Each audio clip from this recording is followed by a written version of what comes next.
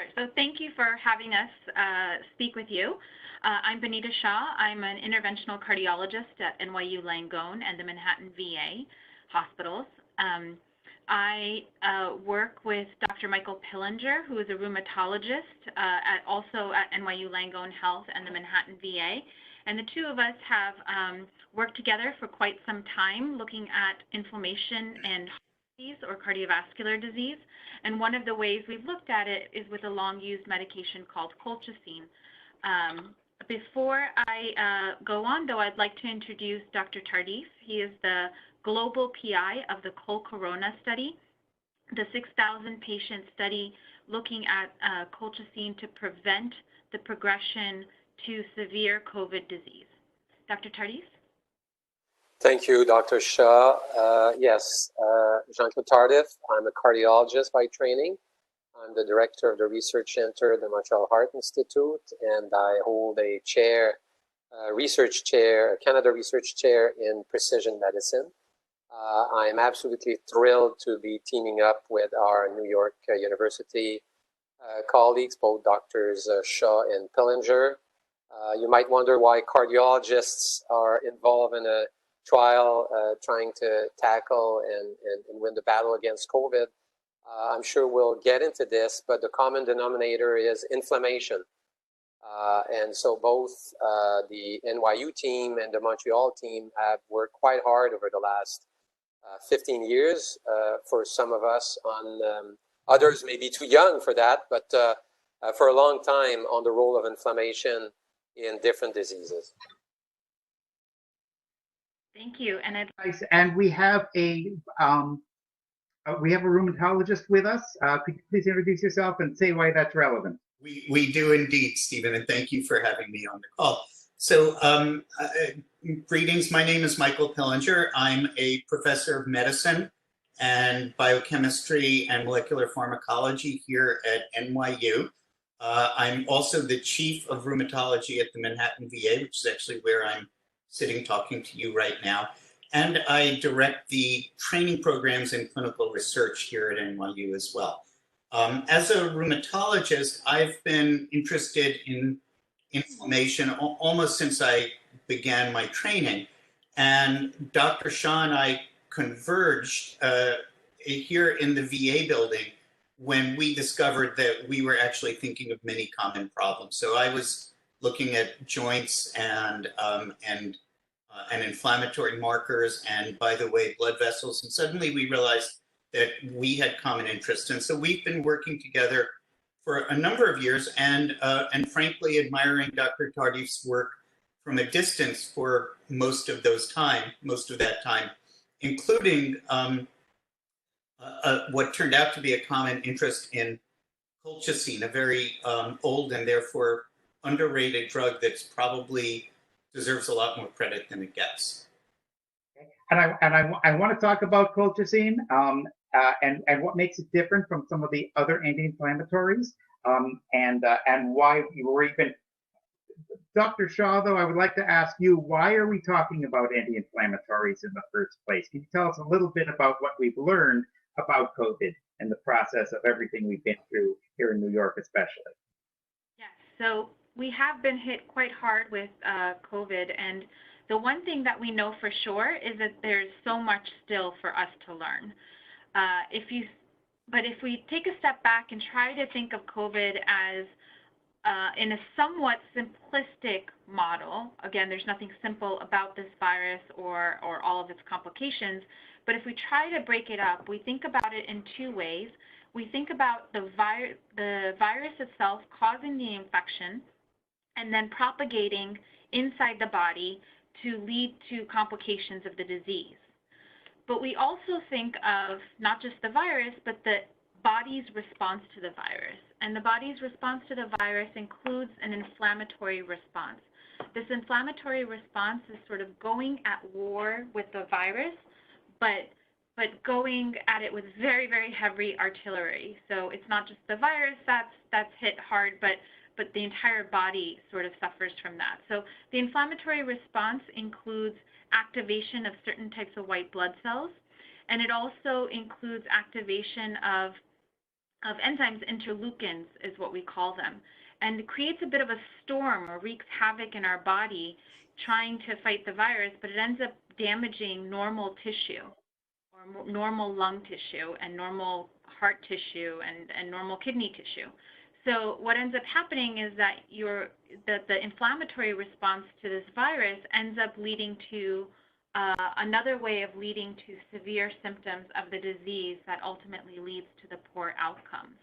So again, it's a somewhat simple way of thinking about it, but that's how, in my mind, I kind of break that up. And so, yes, we have to get at the virus itself, but the inflammatory response to that virus is incredibly important that we tackle that aspect of it also, given that it does play such a huge role in leading to severe symptoms and severe progression or complications of the disease. Okay. Dr. Tardif, what about now? You and Dr. Shah are both cardiologists. I've been following the blog a little bit of a pulmonologist, a critical care pulmonologist at University of Vermont. But it's a lot of what do people experience? What are you seeing in COVID patients as far as what they're actually experiencing? Is it are you seeing heart symptoms? Are you seeing and how would you describe, because I know there's been some conversation about exactly what to call it. Broadly speaking, pneumonia, maybe it's ARDS, maybe vascular thrombosis is a better description of what is going on in the lungs. That still seems to be a little bit in flux. But what exactly are we treating? And then we'll talk about the different anti-inflammatories and where colchicine fits in. But what are we treating when we're treating COVID? Jean-Claude, I think you're muted. Oh, I'm sorry. Thank you so much, Michael. So to follow up on what Dr. Shah mentioned, what we're actually treating are the different manifestations of a systemic inflammatory response. I mean, this is critical to what we think is happening and how we think we're going to win this war. As Dr. Shah mentioned, yes, obviously there's an early viral invasion that makes no doubt. But when you look at the timing at which the complications occur in the evolution of the disease versus the time at which there's most of the viral activities happening, actually when the lungs get affected, because this is one of the most prominent manifestations clinically, you mentioned ARDS, whether you call it pneumonia, pulmonary infiltrates, where you call it ARDS, there is severe lung damage here.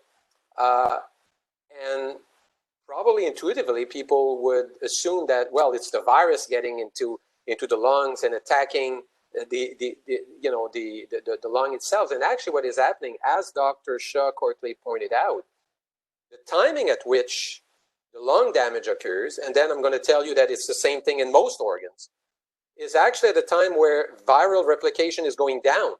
So again, as Dr. Shah mentioned, it is your body's own inflammatory/immune reaction that creates most of the damage. There's a lot of data that shows that actually you can measure what we call the inflammatory storm. You can measure it by taking, blood and measuring some proteins. Maybe the details are not important here, but the people that have measurable evidence of this inflammatory storm have 3 to 10 times greater risk of being hospitalized, of being intubated, or dying. So there's no doubt there's at least an association.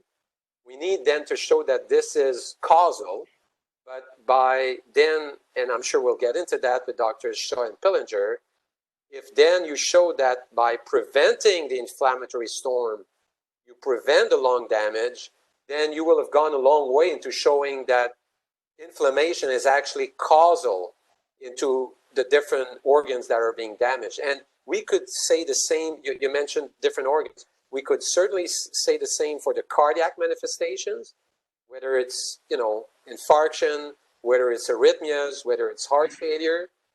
The same manifestations in the brain, some of them are related to the inflammatory stone. Same thing for the liver, same thing for the kidneys. So it's very important to understand that. And then the final thing, you mentioned thrombosis. Well, because then when you hear something on Monday and the different manifestation and Tuesday, say, are we talking about a single disease? Well, even the thromboembolic complications are likely as well related to the inflammatory stone. So there is a common denominator. I think I'm going to stop there and pass it back to either Dr. Shah or Dr. Pillinger. But the inflammatory stone is really at the heart of what we're trying to prevent here, which is this multi-organ damage. Yes. So Dr. Tardif hit the nail on the head there in terms of how that is the central process. Yes, there's a lot of thrombotic complications that you alluded to, Stephen. And we see that. I'm an interventional cardiologist. I've taken a fair number of patients who present with what looks like classic heart attacks during COVID, and we're just finding a lot of clot in the arteries of the heart, or we're seeing a lot of just fake heart attacks, where it's really more of an inflammatory response that's damaging the tissues of the heart muscle that makes us think they're heart attacks, but then we find out it's really just damage of the heart muscle from inflammation. But coming back to the clot aspect, generally speaking, we think of clots being formed by sticky blood, right? Sticky blood, sticky platelets is something that we think of that forms clots. But as Dr. Tardif mentioned already, inflammation can play a role here, and it may play a role here in the sense that it can trigger a whole bunch of pathways in the body that leads these platelets to be sticky, and that leads generation of more thrombin, which also leads to further clot activation.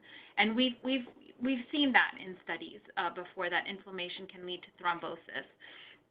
So it's important to think of inflammation as that central process, because we are seeing, even though we're seeing a lot of thrombotic complications such as heart attacks, strokes, lung complications, we're seeing it more in this population than we are in generally speaking outside of COVID.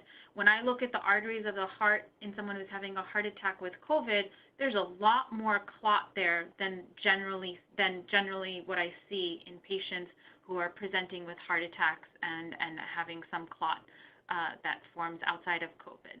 So this inflammatory response is really what separates the patients that have COVID and don't have COVID. May I make a comment about that? Let me just ask a specific question for you, Michael. I heard that, well, there are a number of different anti-inflammatories. If you could give me the pronunciation of the one I mentioned to you before, again, tocilizumab? Sure, it's tocilizumab. And that one has been credited actually with a lot of people who've been very critically ill recovering. But it tends to be given in the hospital quite late. Maybe you could say this better than I think apparently there is a role of inflammation in actually protecting tissue. And I think this has led a lot of people to, first of all, class the drugs as immunosuppressors and be very hesitant, frankly, to give them too early until a person is really in critical condition. So get into that a little bit, and then I want to go ahead and get into what you could tell me about colchicine and what makes colchicine different, and why you're doing the study. Absolutely. So first of all, thank you, because that was exactly where I was hoping to go, and so I appreciate the question. First of all, I would just comment on what Jean-Claude and Binita said about what's going on with the cytokine storm. there's something else that's worth remembering, which is that there's a feed forward process, a vicious cycle. When you start to get enough of these cytokines produced, what they do is they drive cells to make cytokines. And so this is a runaway train is what it is. At some point, you don't even probably need the virus anymore to keep this inflammatory storm revving and going. So by the time a patient is recognized to be in this state, in the hospital almost always at that point, often in the intensive care unit, what does one do? Well, one looks at that model of a vicious cycle and says, I've got to interrupt this somewhere. And so the general attempt is to try to block some effect of the cytokines that will hopefully block also the future production of the cytokines. And here you go with tocilizumab, which became popular really because of an early report out of China, just like hydroxychloroquine. People had a handhold and they tried to go with it.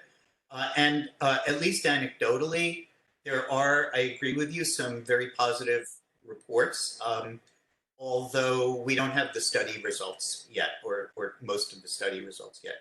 People have then reasoned by analogy and said, well, maybe we can cut this cycle at, cut it off at a different knee. And so various drugs that often we rheumatologists use in our autoimmune diseases have gotten into trials. So you mentioned, I think tofacitinib.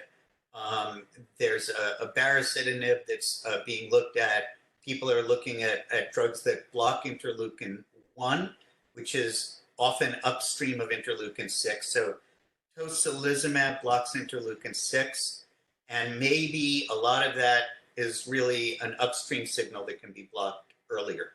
Now, what's the problem with this? The problem with this is not that my colleagues around the corner in the intensive care unit are doing anything wrong. The problem is that it's already a runaway train.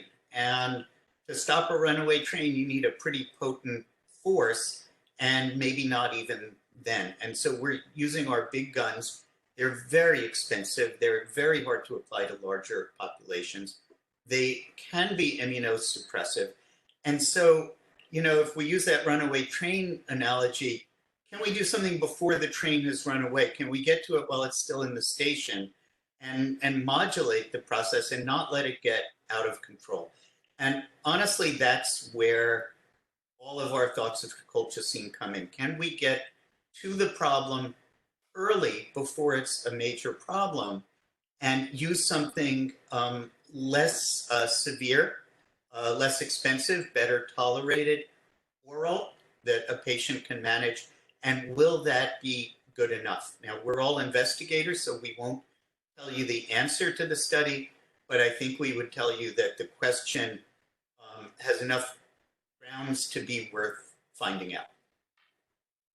Great. Okay, so the way I put it when I've written about this is colchicine's mechanism of action sufficiently targeted to make it the needed immunomodulator?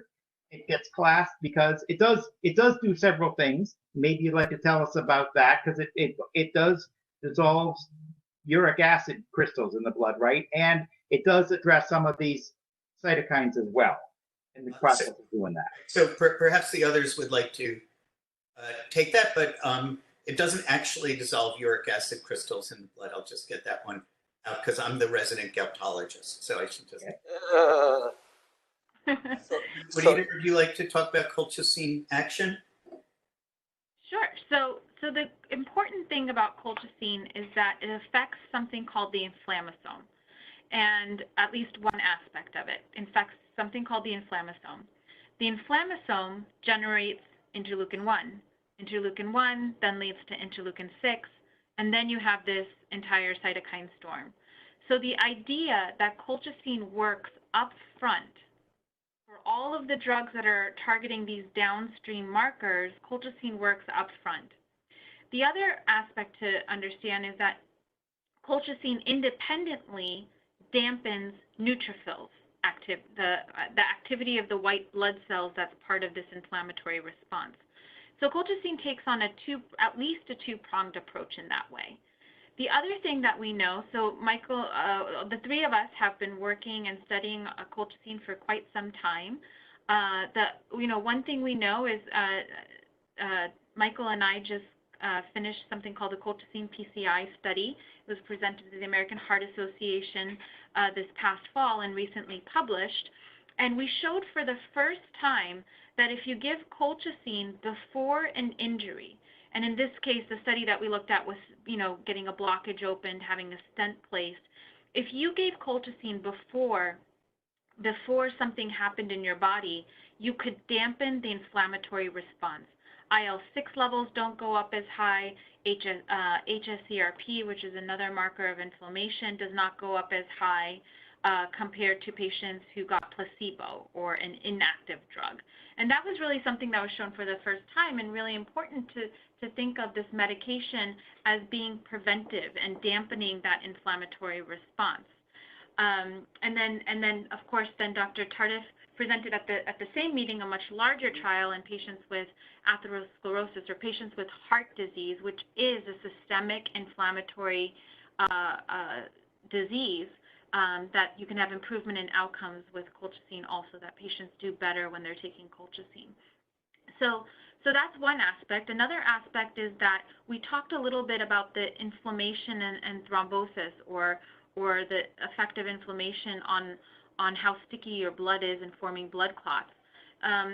Michael and I also did a study where we gave colchicine at standard loading doses, and we saw that something called the neutrophil platelet aggregates, or the platelets that lead to sticky blood, sticking together with the white blood cells that cause inflammation.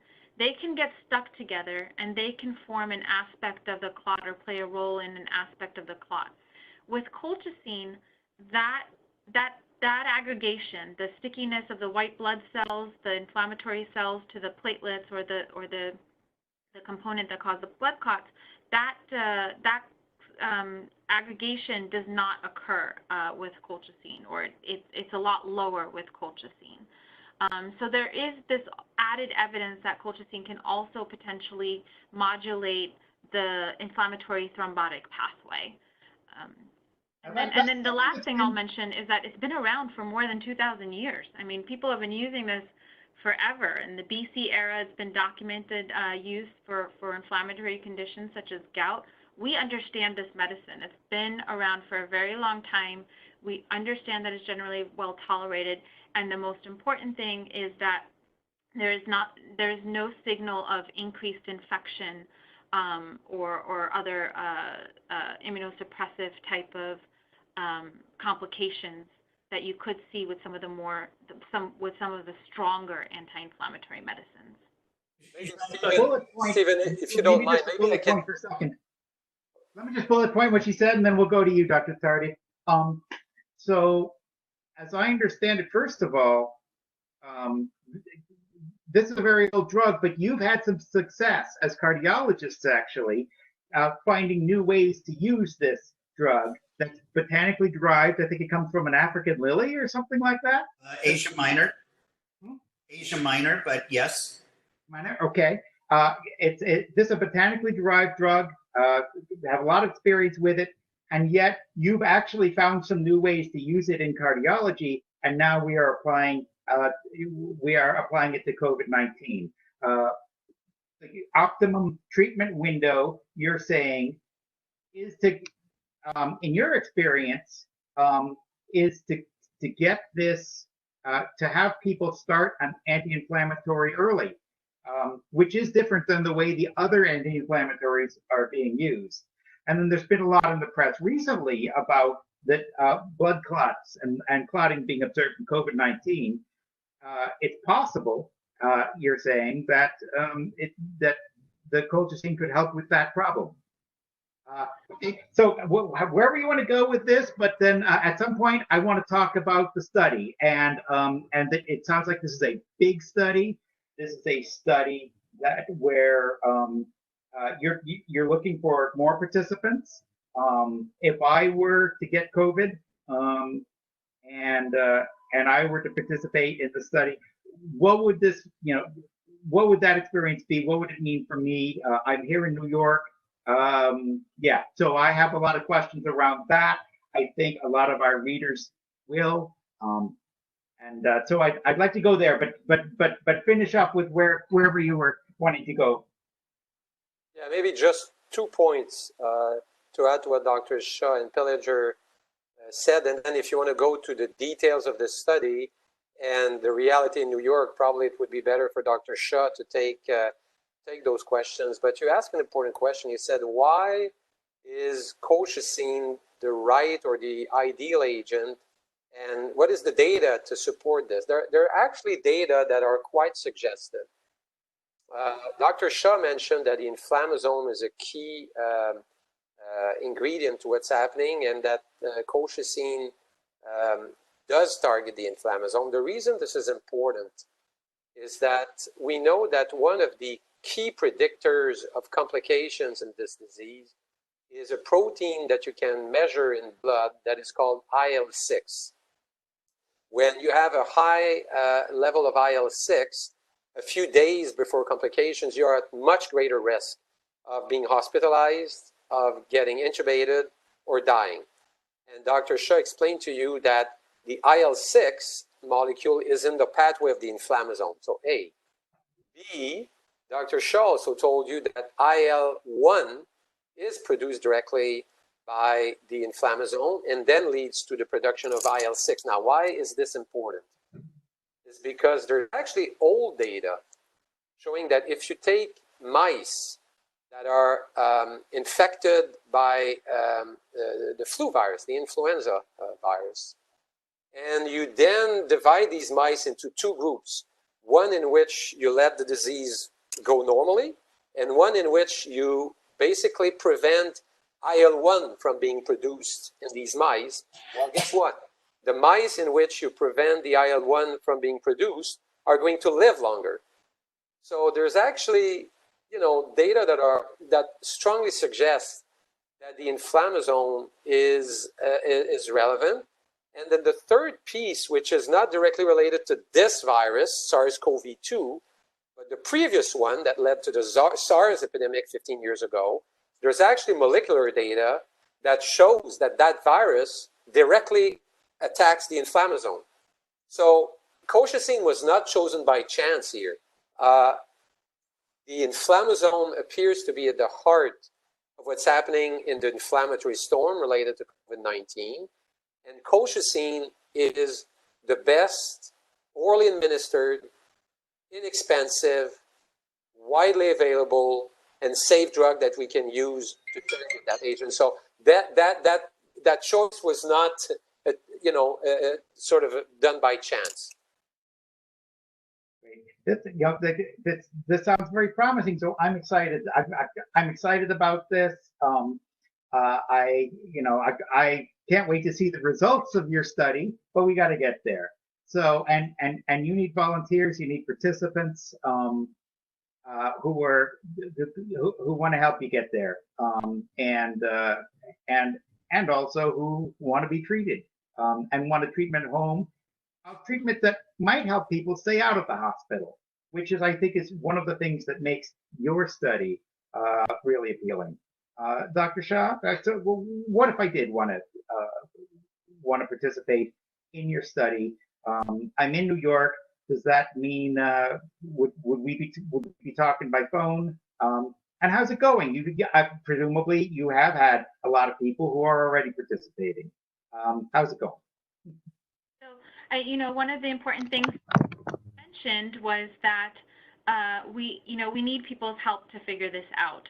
As a society, the way to move forward is science and data when it comes to this virus. And so if you were recently diagnosed with COVID-19 either by a swab or because you had symptoms consistent with it and your doctor said, you know what, I don't need you to come in for a swab, I think you have it, you should stay home and quarantine yourself for 14 days, you would not only be potentially doing yourself service by, having access to this potential treatment. This is, I keep saying potential, this is why we're studying it, but also helping society understand what works, what doesn't work, how to tackle this. So even if you're at home, maybe you got a swab done because your doctor wants everyone swabbed, or maybe you got a swab done because your employer wants everyone swabbed, and you're feeling fine, but you just found out that you're positive. Some people will say, well, I'm feeling fine, why do I need a medication? The question is, we don't know who's going to go from feeling fine to feeling really poorly within a few days. And the whole point of the study is to figure out if we can give this medication early to prevent you from becoming feeling poorly. But then outside of your own perspective, it's also helpful to contribute to the knowledge that of what we need for the study, and we can only do that in mass numbers. And so even if you're feeling fine, first of all, we don't know whether or not you'll develop symptoms later, and second, it's important to participate in clinical trials, particularly in this era when there's a disease process that there is still so very little that we know about. And the only way we can make progress is through good, rigorous studying of both the disease process and the potential treatment options. So participating in trials is very important, not just for you, but for us as a society as a whole. Now, the great thing about this study is that it can be done entirely from home. Dr. Tardif has designed a brilliant study where, between funding from, and this is how important people think, answering this question is, he has funding from the Canadian Health Ministry. We have funding from the National Institutes of Health in the U.S. Dr. Tardif also got funding from the COVID-19 accelerator of the Bill and Melinda Gates Foundation. So there's a fair amount of funding. And what is this funding for? It's to get access of this study to as many people that are eligible as possible. And that means setting up a 24/7 toll-free hotline. It's open 24 hours a day, 7 days a week. It's manned by research nurses, so these are trained professionals. These are nurses who know what they're talking about, who have been trained specifically on this disease process, but also have the background medical knowledge. And they're managing this hotline, so anyone can call 1-877-536-6837. Again, that number is 1-877-536-6837. That toll-free hotline is available 24/7. The research nurses will go through the criteria and see if you are eligible. The eligibility criteria is A, you should have either been diagnosed with confirmed COVID, or your doctor believes you have COVID, or you think you have COVID. If you think you have COVID and you haven't had a chance to call your doctor yet, you can still call the hotline. But we need to get you within 48 hours of the diagnosis. Ideally, as early as possible. We're trying to say 24 hours as much as possible. But as soon as you learn that you may have COVID or you do have COVID, if you call within 24 hours, the nurses can explain the study thoroughly, can go through and see if you're eligible. They can direct you to the internet, either on your smartphone, your tablet, the computer. If you're not very internet savvy, the nurses can do a 3-way call with a family member, which we have done successfully, where the family member accesses everything via consent form, and you're still on the call, so you're making all of the decisions. But we have workarounds in case you don't have access to the internet.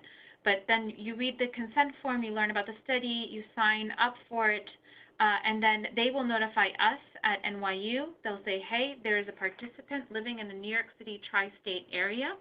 We can cover up to 100 miles of Manhattan, which is basically the entire epicenter of this crisis in New York City. And so it could be New Jersey, Connecticut, and right outside of New York City. And we will deliver the drug via a courier service within 4 hours of being randomized.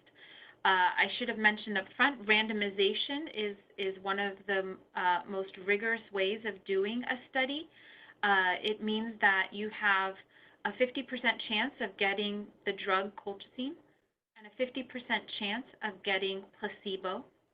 It's important to do randomized studies to truly understand what the benefit of the medication is, to have a comparator group and not to just sort of look at it alone. It's the best way that we can do studies.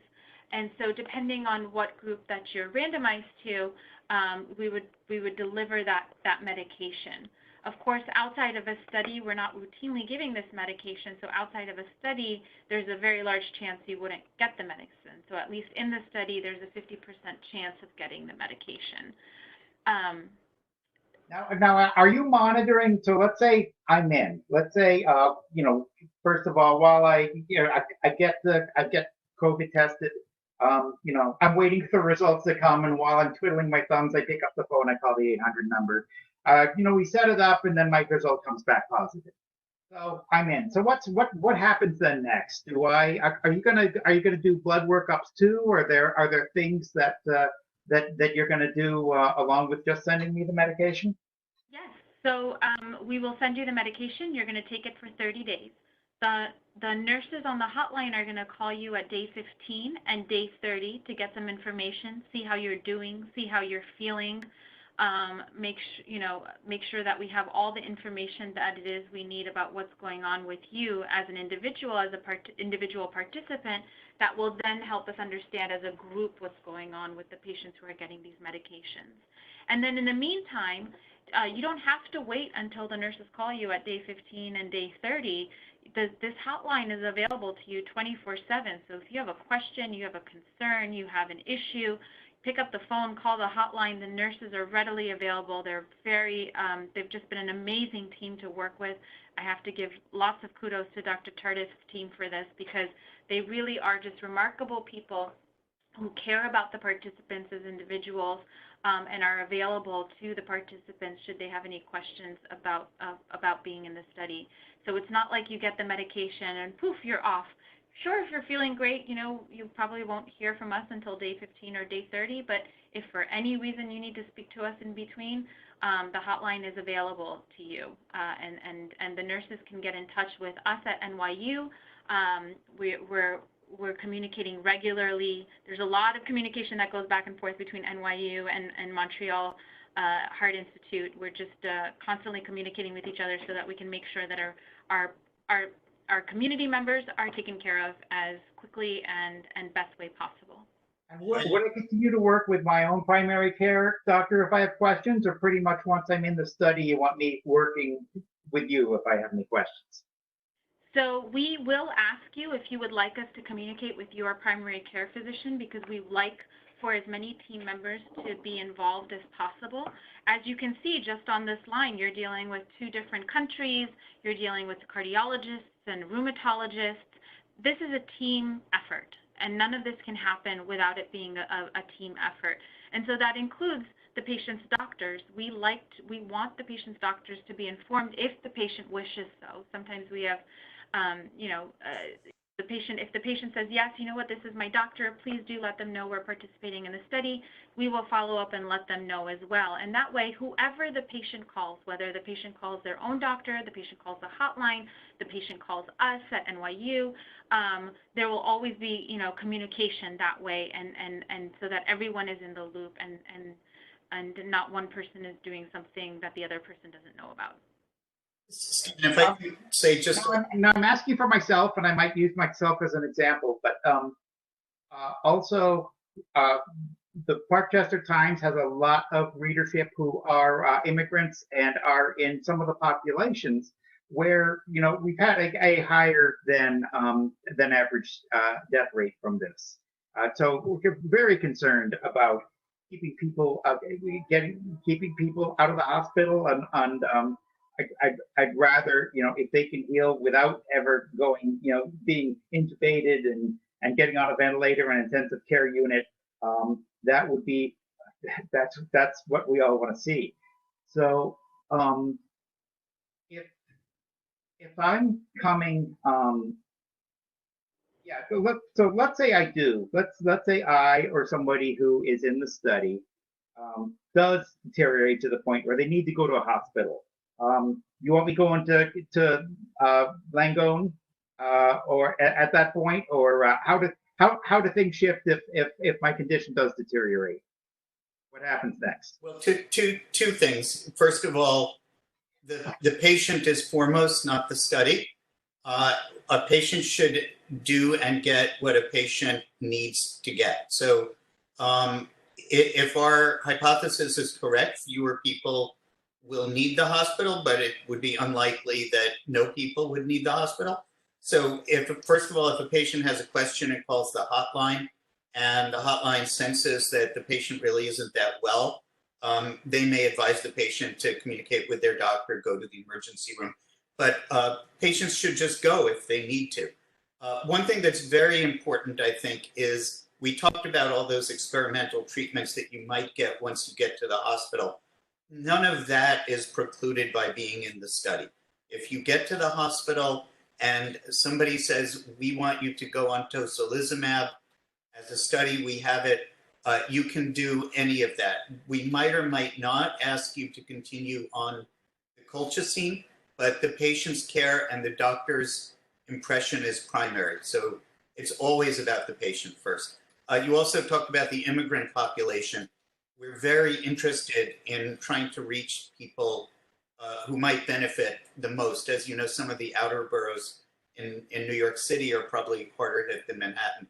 At the present time, that 24-hour hotline can take Spanish, English, and since it's in Montreal, French. I wish we had a wider range of languages, but obviously that will capture many, many people who might need the study. Now, in our area, we're near Jacoby, we're near Montefiore, so going into Manhattan, it's an extra step. I mean, would you, in that case, would you want us to favor coming in and seeing you? We would say go where you need. We're happy to Should have we you just here. go where? Should we feel free to go to any of those medical centers? Yeah, certainly. At the very least, you mentioned two very fine medical centers. I would never say you couldn't get wonderful care at those places. So yes, most of the time, probably time and being closer to your family who are going to come and visit. That's all fine. You do what you have to when you have to do it.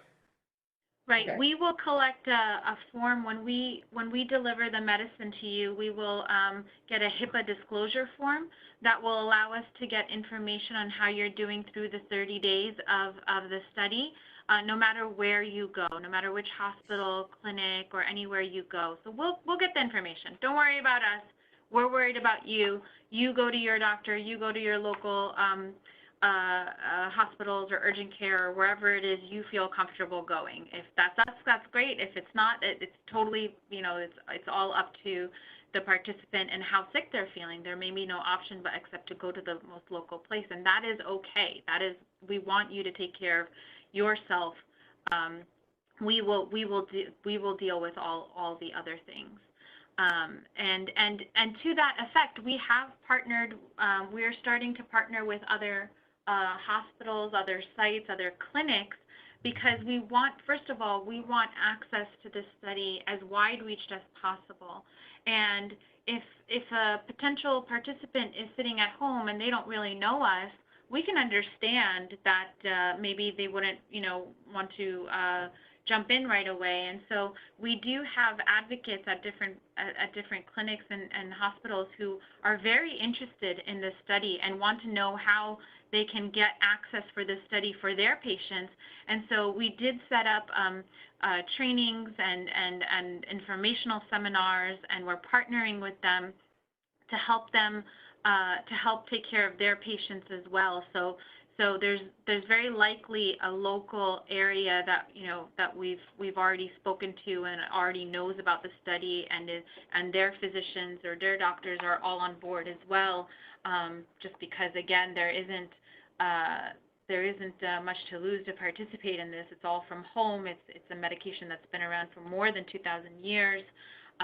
It's like you said, it's derived from a very beautiful plant. or a beautiful flower. And so we understand that it's a generally safe medication. Okay. Thank you very much, Dr. Tardif.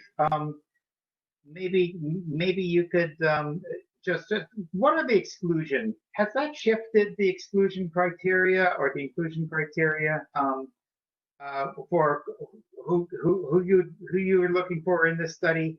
I think I read that first it was anybody over 70, but people over 40 if they had one existing condition. But is that still the case? In order, I'm 57. I could use myself as an example. I'm 57.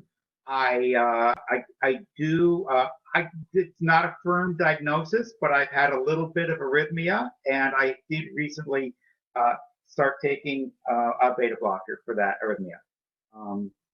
So I don't know. Does that make me a candidate? Jean-Claude, you're muted again. I'm sorry about this. The inclusion and exclusion criteria have not changed since the beginning. They're quite simple. To get in, you need, as Dr. Shah mentioned, to have received a diagnosis of COVID-19, either by way of a PCR test in your nose, or someone in your family had the disease proven and you have symptoms that are compatible with the disease, or we can make a clinical diagnosis of COVID-19. So that's pretty simple. We want you not to be hospitalized at the time that you're included. The vast majority of the patients are actually confined at home, and you need to be 40 years of age or above. And finally, we want you to have at least one high-risk characteristic, and there are several. The high-risk characteristic, you can suffer from diabetes or high blood pressure, heart disease, asthma, chronic obstructive pulmonary disease. So there's and if you are 70 years of age or older, you're in. You don't even need another risk factor. So it's quite easy to get in. And basically, the one exclusion criterion that would prevent you from getting in the study, and that's not common. If you had severe kidney disease, and that's measurable, by a blood test that may have been done within the past year, you would be excluded. But it's quite uncommon to have such a severe degree of renal disease that we believe that we should not give you colchicine. So it's quite simple.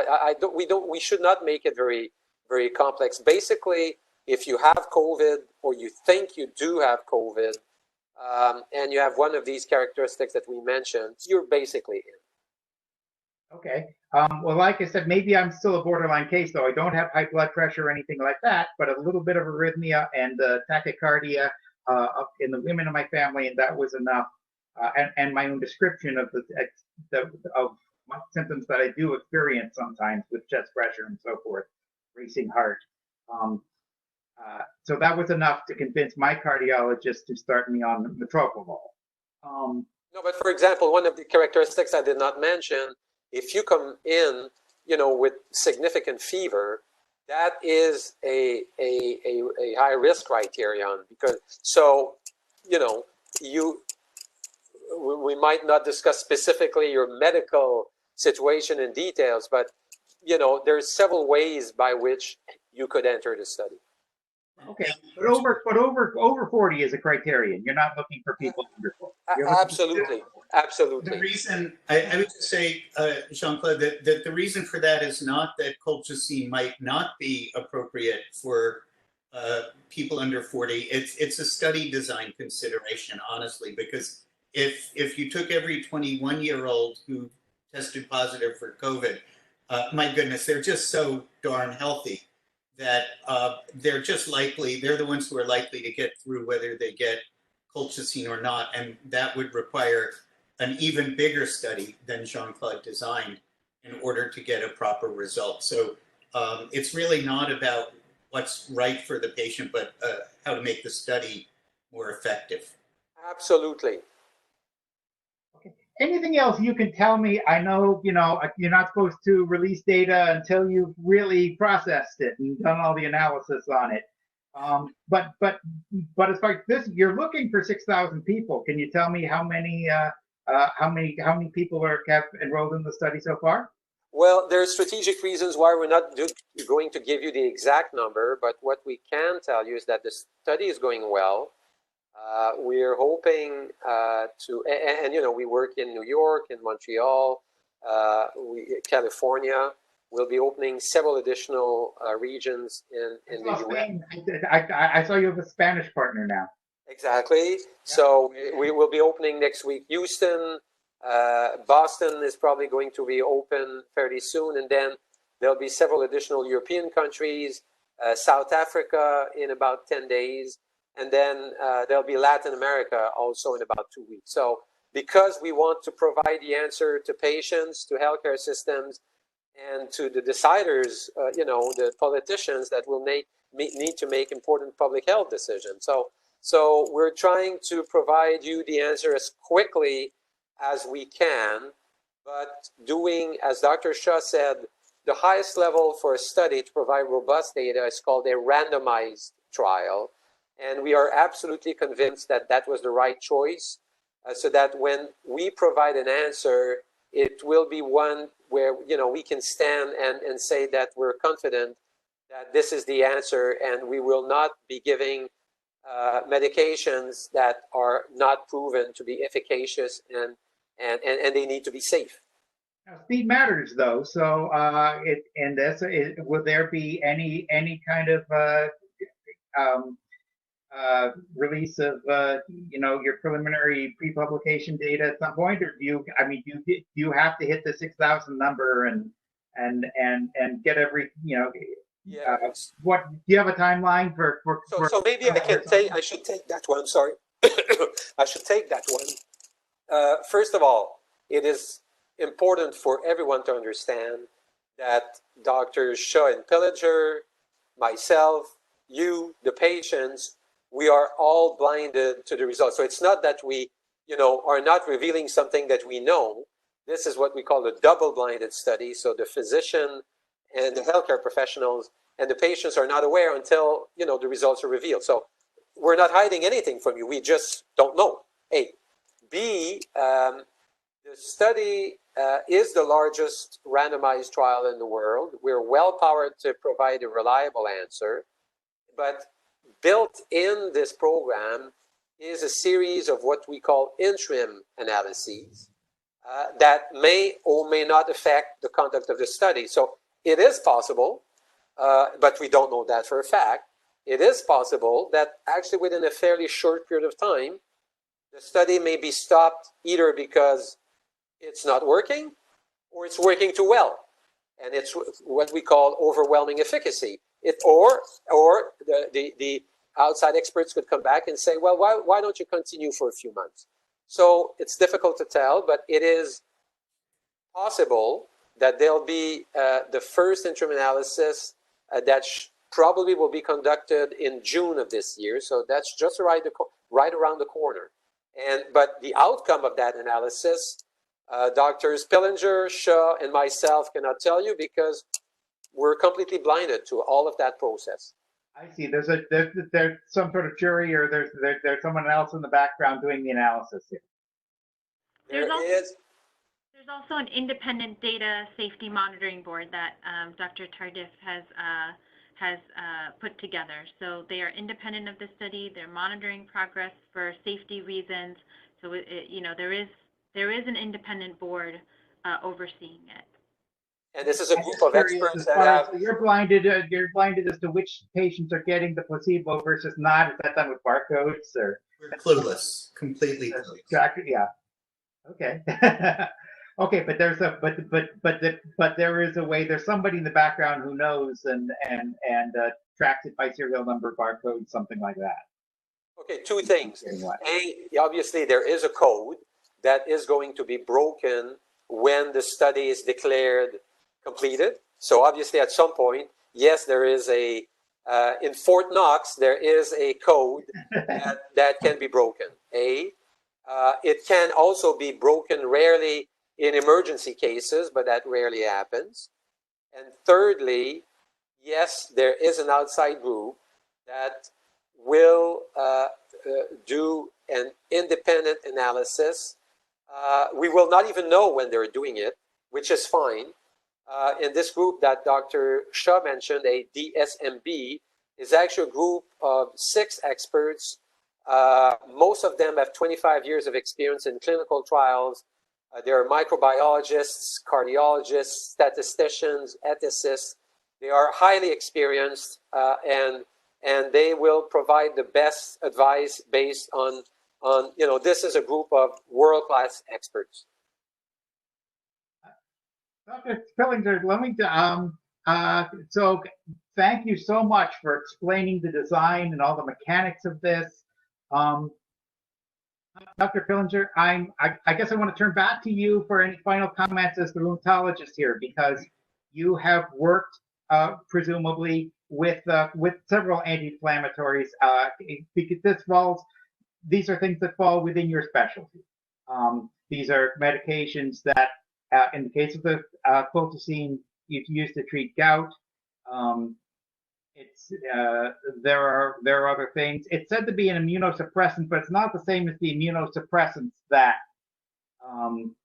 used to treat MS, things like that. It's not in that category. Just any or organ rejection. It's not that sort of immunosuppressant. Is there anything more you could tell us just about why are you excited about this and its application to COVID-19 and why? For sure. Well, I have to say that I have to be excited about it because the study is a great deal of effort on Dr. Tardif's part, Dr. Shah's part, and perhaps on my part as well. You're absolutely right that it's been the rheumatologist's fortune to have a lot of our drugs pilfered for clinical trials in COVID. It's been very exciting, actually. It's not just the cardiologists and the rheumatologists. We're talking to the immunologists and the infectious disease doctors and the gastroenterologists and the nephrologists. It's been a remarkable team effort, honestly, at a national level. The conversations are just amazing that have been going on. And I should say international level, Dr. Tardif. I just came from the clinic, Stephen, this morning, where I can't remember, but 6 or 7 patients who are on chronic colchicine for gout, mostly for a couple of other diseases. I recognize it as a medication that it's not for everybody. There are management issues that require some expertise, but when used properly, it's a very safe drug and can be used for even much longer periods of time than this study. So I think that offers a great opportunity. Some of those other drugs that you mentioned, indeed, are much more immunosuppressive. I don't think of this drug as immunosuppressive. I think of it as anti-inflammatory. They're 2 arms of the same process, but one is the one that causes swelling and fever, and the other is the one that lets us develop antibodies, for example. This drug is not interfering with the ability of the body to go on and maybe develop protective antibodies. In fact, a recent meta-analysis out of England, Dr. Philip Robinson, saw no increased infection with the use of colchicine. So that's very reassuring in this setting. And the last thing I might just say that makes me excited, maybe not as much concern here in a resource-rich place like New York, but Dr. Tardif mentioned South Africa. This virus is traveling all over the world, and there are a lot of places that don't have a lot of hospitals, don't have a lot of ventilators, and even more desperately than we do, and we've just gone through this extraordinary wave here, but even more than we do, need an inexpensive drug to keep people from getting too sick. And so I think one of the reasons why the Gates Foundation, which is interested in global health, was interested in supporting this is they have a long view, and I hope that they hope that we might be able to offer something for people who don't have our wonderful hospitals that you can go to. So I'm very excited about this, but I'm very excited as a scientist who knows that the answer only comes at the end of the test. Thank you very much, and thank you for mentioning that. You know, Parkchester Times is our founder and publisher is an African immigrant himself, and you know, and we have a lot of people in our readership and hopefully now listenership who have relatives abroad. I think that that's something we all want, and for the communities here who don't have the same access to healthcare as everybody, as some folks in Manhattan do, certainly. I've heard even places Co-op City apparently has a higher death rate from COVID than some other places, and even as a percentage of the cases. So we're concerned about that. We're looking for answers. Thank you very, very much for the work you do. I really appreciate that, and all success to you in your studies.